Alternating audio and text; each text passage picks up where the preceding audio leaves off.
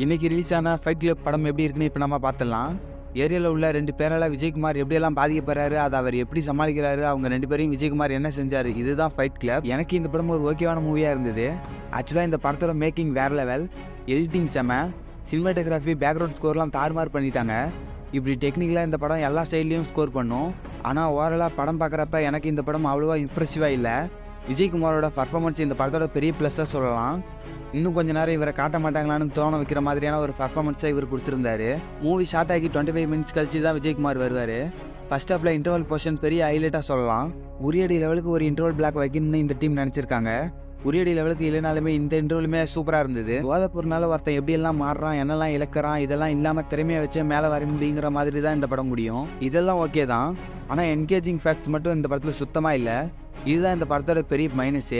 வடச்சென்னையை இவங்க காமிச்ச விதத்தை கொஞ்சம் மாற்றிருக்கலாம். எத்தனை படத்தில் வடச்சென்னையை இதே மாதிரி